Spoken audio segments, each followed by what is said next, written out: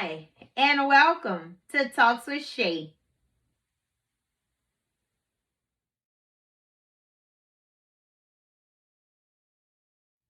So today I would like to begin with reading from Matthew chapter 18, verses 21 and 22.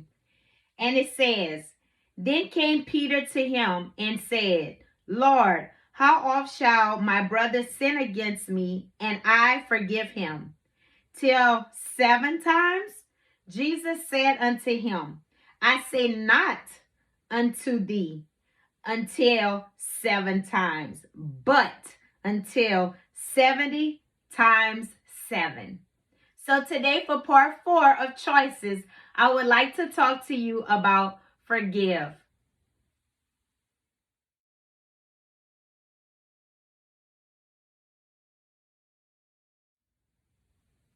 So when we're talking about forgive, we all have to forgive. You know, the Bible also tells us in order for us to receive forgiveness from God, we have to forgive other people.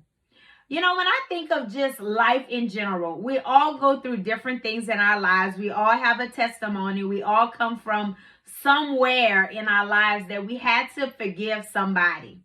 Forgiveness is not always easy. Now, I know that there's many times that we can say we forgave somebody with our lips, but our heart tells us something else. The Bible tells us that man's heart is deceitful. So we have to be careful that we don't let our emotions and feelings and things like that be according to what we feel in our heart. But we have to do what's according to the word of God and what God expects from us. When I think of just my life and different things that I've went through and different people that have hurt me, for example, just the other day I finished this book. It was called Wounded. And oh my God, it was so good. But one of the chapters in that book talked about loving your Judas. Now, when it's talking about your Judas, it's talking about that person that have hurt you.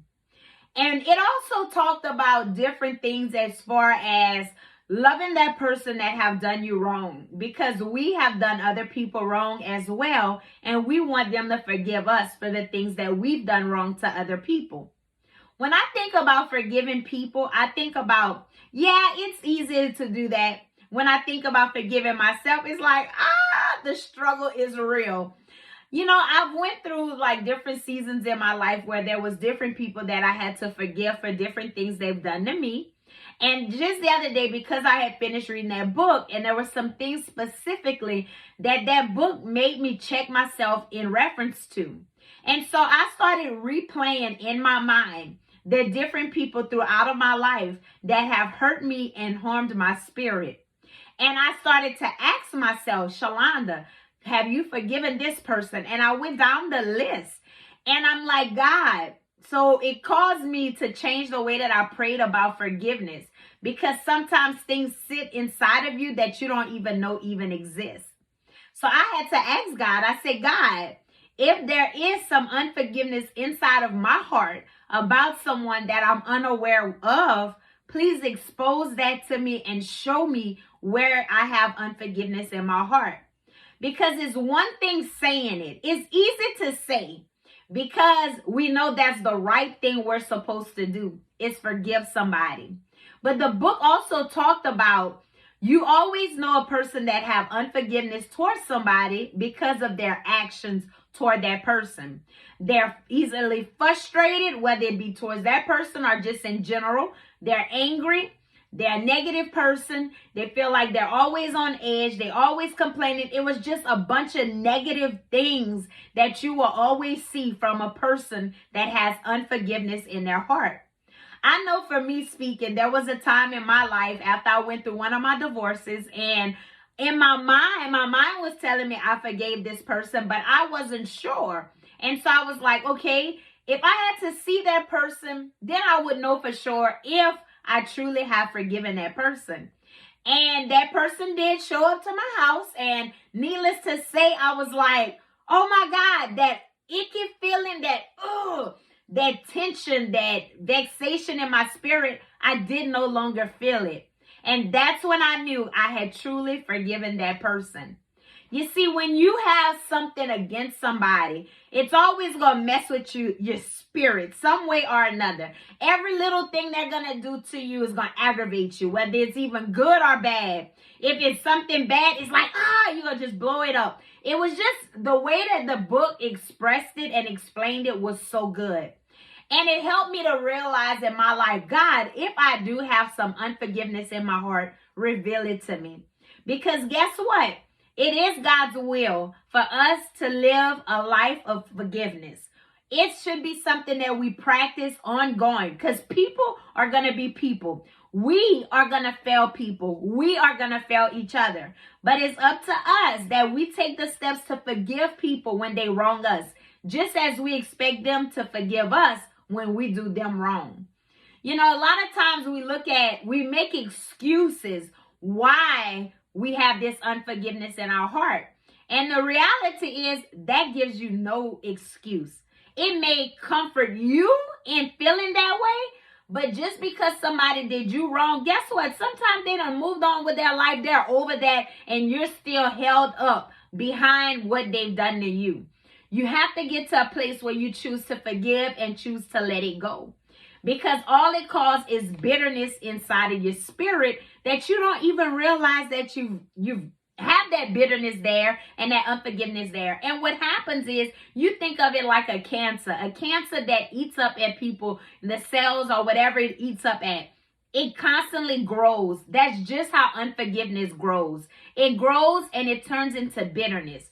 You have to make a choice to forgive, not just with lip service, but going to God and asking God and being honest about it. Because, you know, I could think of somebody off the top of my head that I think of that maybe like not have let some things go and forgave somebody. A person's actions toward another person will always show you if they truly forgave. Because we can't live in life thinking that we can't give people a space for error. Because we need space for error. We need space of grace. So it's up to us to issue grace to someone else for the wrong they've done to us. Stop playing victim and become the victor. Because it's up to you to forgive. It's a choice. You have to make that conscious choice and say, you know what? I choose to forgive. I went to a season where every single day in my prayer time, I had to literally, specifically call out a person's name and say, God, I choose to forgive this person. I forgive. And I wasn't there yet, but then I started praying blessings upon them, praying good things to happen to their life. And that helped me to get to a place of forgiveness.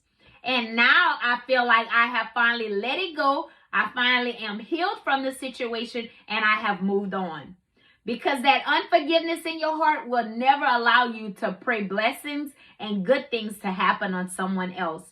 So if you're not sure of that unforgiveness you may have in your heart towards somebody, check your spirit. Ask God to show you. And on top of that, see if you can truly, with a genuine spirit, pray for that person in your quiet time, not amongst people. Because it's easy to do stuff in front of people that we know is the right thing to do. But what you do behind closed doors between you and God is when the truth reveals itself. So be that person that chooses to forgive that person that have hurt you. We want forgiveness, we have to give it. Don't stay stuck in unforgiveness and miss heaven because of it. Because guess what? That means you have an unclean spirit and an unclean heart. And guess what? It's just reality. God tells us we can't make it into heaven with that unforgiveness. So purify your spirit, get your spirit right, get in line with God, forgive those people that have hurt you, and let it go. Look back at all the people you've hurt and needed forgiveness for what you've done. So give that same grace that you want received from you. So before I go, I just want to remind you, if you haven't already, check out my website at www.talkswithshay.org. You can subscribe to my videos on YouTube and find me on Facebook. Like my page, share my page. Invite your friends to like my page. And until next time with Talks with Shay, Shay is out. Y'all be blessed.